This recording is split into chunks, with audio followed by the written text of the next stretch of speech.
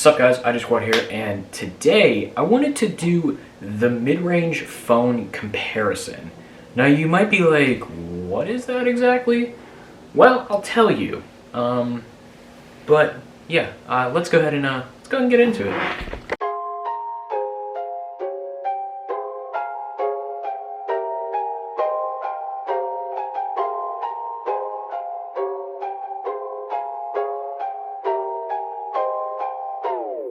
So there's three main mid-range phones on the market right now, the three top competitors, which are the iPhone SE2, the OnePlus Nord, and the Google Pixel 4a. And they all have their own strengths and weaknesses, but I want to go through them and see which is the best in these top 10 categories. So let's go ahead and find out. So the 10 categories are design, battery, camera, speaker, display, value, headphone jack, wireless charging, materials, and performance. So they all have their own strengths and weaknesses in those categories. So yeah, let's go ahead and dive right in. So let's go ahead and start out with the design. Now this is easily the most subjective category out of the 10, but you know, people may like the older designs, people may like the new, more modern designs. I think the top design probably goes to the OnePlus Nord because it's a pretty large phone and the screen looks really, really amazing. I think the loser for this one goes to the iPhone SE. Not that it's a bad-looking phone, but it's just very old school, I guess. Now that's not necessarily a bad thing, but you know, I think that some people may prefer the big giant bezels of this iPhone SE, which, you know, it's fine if you do.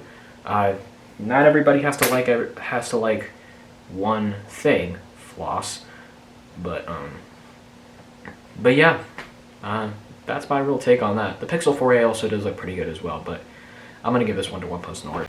Now next up is the battery. Now battery, I'm purely talking battery size here. Battery life really is subjective for how you use your phone. But there's a pretty easy loser for this one, which is definitely the iPhone SE, with only a 1,821 milliamp hour battery. That is really, really small for a new phone. Now I get it's a pretty small phone, but that's really small. And battery life, really from what I've seen, isn't all that great. And then the Pixel 4a takes second place with a 3,140 milliamp hour battery, which is pretty average nowadays. Not great, but still better than their flagship Pixel 4, which is kind of pathetic. So the winner for this one is, again, the OnePlus Nord with a 4,115 milliamp hour battery. Very impressive. And from what I've seen, battery life on the OnePlus Nord has been really good, so that's great to see. So yeah, OnePlus Nord takes this one. Now next up is the camera. So this can be kind of subjective, but not really. So camera quality, from what I've seen, the loser for this one is probably going to go to the OnePlus Nord. The cameras on the OnePlus Nord really aren't all that great. And only about 1.5 of those 4 cameras are useful. Like the wide angle and the main camera are the only useful ones, pretty much. So I guess, so yeah, 2 of those cameras really are useful. But the other 2 cameras really don't seem to be very useful. The iPhone SE, I think, takes second place. It's a really good camera, but Pixel 4a really does take that dub because, I mean, that's what Google mainly markets their phones for, is their amazing photo processing and they're really, really solid cameras. And the Pixel 4a really is no exception. It takes really, really amazing photos. So yeah, I'm going to give this one to Pixel 4a. And next up is the speakers. So there's a pretty easy loser for this one. The OnePlus Nord is definitely the loser. And I feel like it's almost a tie between the iPhone SE and the Pixel 4a. I I'd say that, no, Bixby, I didn't ask you anything. I'd say it's probably a tie between Pixel 4a and iPhone SE. Not, I would say maybe iPhone SE is slightly better, but I think it's pretty close.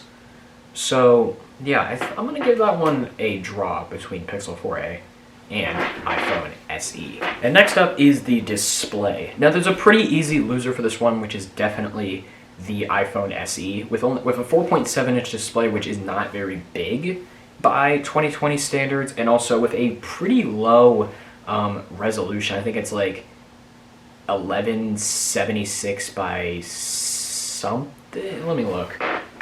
With a resolution of 1334 by 750, which really is not all that great. The Pixel 4 is probably second place. It has a great 1080p AMOLED screen, and it's 5.8 inches, which is a pretty good size. But I'm going to give the winner of this one to OnePlus Nord, because not only does it have a bigger screen, where the OnePlus Nord has a much bigger 6.4-inch display, and not only does it have that, but it also has a 90 hertz refresh rate. So it is a much more fluid feeling experience, which is great. So yeah, OnePlus Nord is definitely going to take the win for this one. And next up is value. Now, they all have their own pretty great value propositions, but the Pixel 4a being $50 cheaper than both of them is a pretty great one. And the Pixel 4a starting with 128 gigs of storage at just $350. I think that makes it the top player here for the value prop. I think that the Pixel 4a is going to win the value category here. And next up is a headphone jack, and there's only one possible winner here because only one of them has a headphone jack, and that of course is the Pixel 4a. The iPhone SE nor the OnePlus Nord has a headphone jack. So yeah, easy win for the Pixel 4a there. And next up is wireless charging. And again, there's only one possible winner for this guy, and that of course is the iPhone SE. The iPhone SE is the only one here with wireless charging, the Pixel 4a, nor the OnePlus Nord has it. The Pixel 4a is made of plastic, so I guess technically it can have wireless charging, but to keep the cost down, they didn't include it. But it's good to see that the iPhone SE does have wireless charging. And next up is the materials or the build of the phone. And that one I'm definitely going to give to the iPhone SE because it's made of glass and aluminum, which are materials you see on much more expensive phones, like on flagship devices. The Pixel 4a is made of plastic, and the OnePlus Nord, I believe, is made of glass, but it feels... The iPhone SE feels a lot more premium than both of them, so... yeah, I'm going to give this one to iPhone SE. And last up is the performance. And this one isn't super easy, but kind of easy. The OnePlus Nord as well as the Pixel 4a have mid-range chipsets. The OnePlus Nord has the Snapdragon 765G, and the Pixel 4a has the Snapdragon 730, which are mid-range chips. But the winner of this one is definitely the iPhone SE with Apple's flagship A13 Bionic chip, because Apple doesn't build mid-range chips because they barely ever build mid-range phones. So just put in the flagship chip, I guess.